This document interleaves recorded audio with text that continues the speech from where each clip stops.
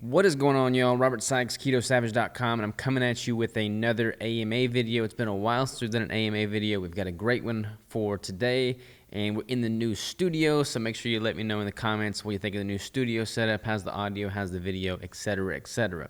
But before we dive into this A.M.A., let's roll the intro.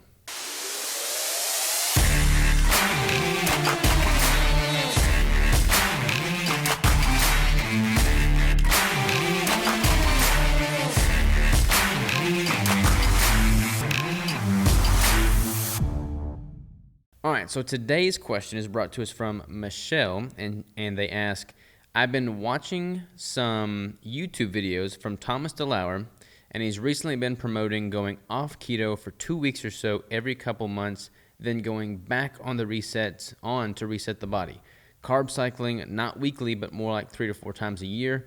What are your thoughts? All right. So this is not specific to Thomas DeLauer. I've got a lot of respect for Thomas DeLauer. He's a great guy. He's got a great wife. He's got a great family. Nothing but respect towards Thomas DeLauer. A lot of people are promoting this carb cycling. Basically, metabolic flexibility is gaining a lot of hype right now.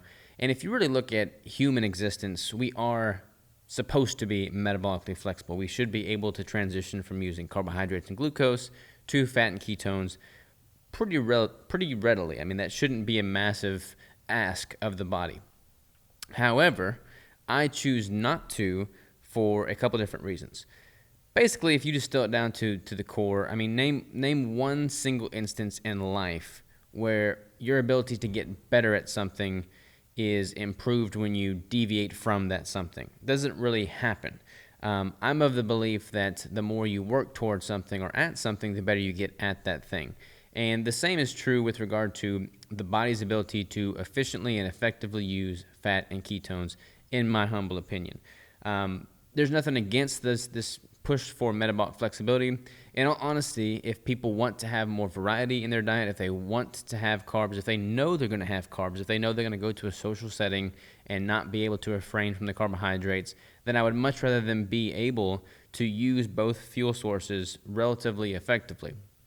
However, I believe that in switching back and forth from one to the other, by definition, you are going to be minimizing your body's ability to optimize for one or the other, if that makes sense. So basically, you become a jack of all trades and a master of none, which, again, there's nothing wrong with that. If that's the type of person you are, if you want to have more flexibility, more variety, then by all means, go for it. You know, guns blazing. I'm not holding you back. Me personally, I'm kind of the belief that I would rather optimize for one fuel source as opposed to trying to be, half-assed, so to speak, at either.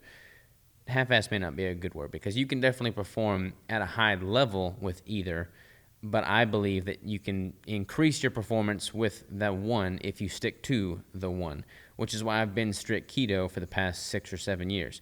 The longer you stay in a state of ketosis, the more efficient your body becomes at using fat and ketones. You build more metabolic pathways to shuttle those ketone bodies into the cell to clear lactate from the muscle when you're exerting a lot of activity. There's just a host of benefits that come from deeper levels of adaptation.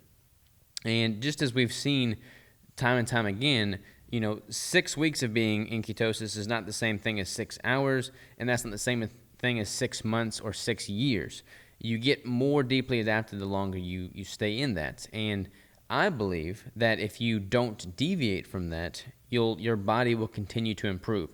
Now, I think it's very minuscule improvements. Like if you were to be strict keto for 5 months, 6 months, and then have a cheat meal, eat a bunch of carbs, and get back on keto, it's not like you're going to lose all of those metabolic pathways. It's not like you're going to be starting back from square one, and I would not want to mislead people into thinking that's the case.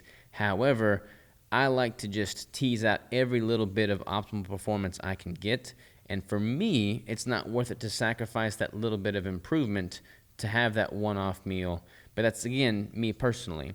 I don't find my satisfaction in just the food that I eat. I don't feel like I'm sacrificing anything by not introducing carbs.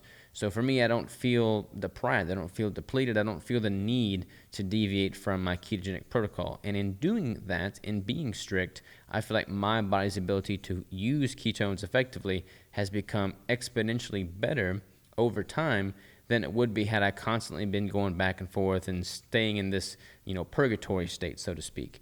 So to summarize, we are designed as humans to be able to use both. I mean, there's times in history, throughout history, where we would have to use both, but we are not in that day and age anymore. I mean, most people live in a state of abundance, especially here in America.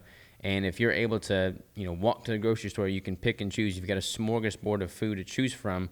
I don't find any need to deviate from my ketogenic approach because I feel better, I perform better, and I want to have that compounding improvement in my metabolic pathways to continue to get better with keto to take place over time by not deviating from that. So again, more power to you. If you want to deviate, cycle carbs in, do that, but I will not be joining you because I want to be the very best that I can be as a ketogenic natural bodybuilder. And in my opinion, that's going to be completed and achieved by not deviating from a ketogenic diet.